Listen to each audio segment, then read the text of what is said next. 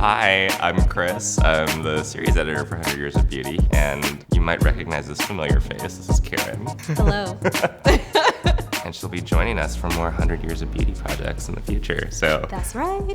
I don't know if it's like a sign of the times or what, but I think it'd be interesting to spend a little bit of time today talking about the relationship between what we think of as beauty and what we describe as violence. This little video is inspired by a newspaper article that got written after we released our 100 Years of Beauty Ireland piece. So this appeared in the Belfast Telegraph, and the journalist actually went and interviewed real politicians and asked them to watch the video and comment on it. You may remember that video was really controversial. Our researcher Josh was putting together the Ireland video, and his reasoning behind including the image of a female IRA militia soldier was to demonstrate and show that, yes, Europe can also be the site of sectarian violence. Right? We think that only happens in the so-called third world. But also to show that beauty itself, what we consider a beautiful woman, that ideal can be mobilized to authorize projects of violence, right?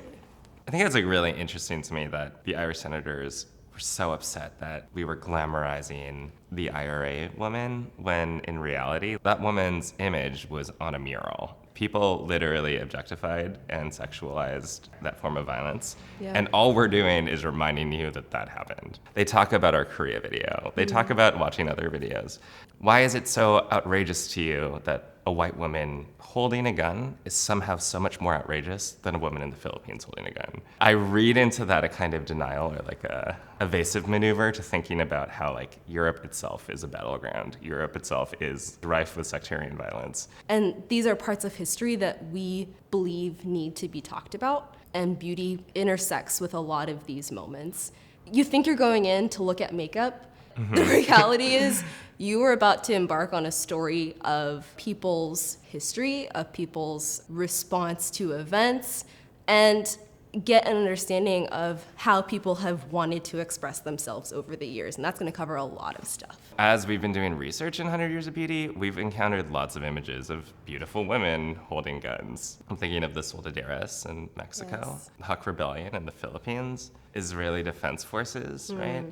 Also the PLO, the Palestinian Liberation Organization. Over and over and over again, like we see these images of women holding guns. And if it's not a woman holding a gun, I think about the look for the 1930s in Ethiopia, a postcard Italian soldiers passed around, and that this was clearly a sexualized image that was being passed around. To be more explicit, a particular group of women and what is perceived as their beauty being sexualized in a situation where they are also being violently treated. But the response to this look was, oh my gosh, I love the curls on the 1930s look. Yeah. You know, and this is the importance of why we have research videos is, you know, your initial reaction may be, that's so cute, or that I want to copy this style. But we also want to encourage that what went into this look being chosen was a history of war, colonization, a history of violence. Every image that circulates, every image that we ever encounter in the series circulates in this kind of visual economy, right? Yeah. Like those images move around and they motivate people to do certain things in the world. Yeah. So that postcard of that woman cultivates a desire, a curiosity, like the feeling that a place can be feminized. I think we are also really conscious and always trying to include images or representations of women that speak directly back to violence. When I think of someone like Angela Davis, a revolutionary civil rights activist, a smart, radical Black woman with an afro, and how her identity, her beauty was an intersection between the role of politics and Black being beautiful, the image of an afro, natural hair. She was someone to be feared. She is not someone that's celebrated by everyone. In the Argentina video, we have the mothers of the Plaza de Mayo, a group of women standing in solidarity with each other about political violence and murdered and disappeared people. We, much to the chagrin of many commenters, included Pussy Riot as the final look in the Russia video. And they use really provocative means to call attention to violent projects that are unfolding in contemporary Russia. So that's violence against women and rape culture. That's about authoritarianism.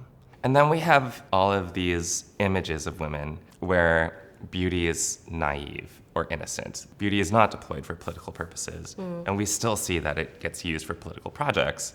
So when we see Brooke in the 1930s in the Germany video wearing pigtails, what looks like the most naive and innocent form of beauty is actually going to be used to authorize genocide.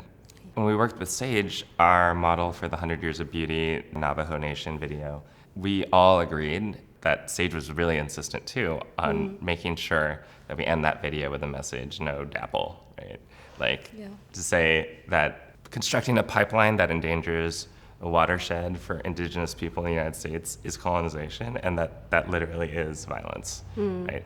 By the way, I don't know if you knew this, but the models are also real people in the world with political feelings and activities. Yes. And they are all hella fierce, and they all have political orientations in the world. That's a thing like we can't forget.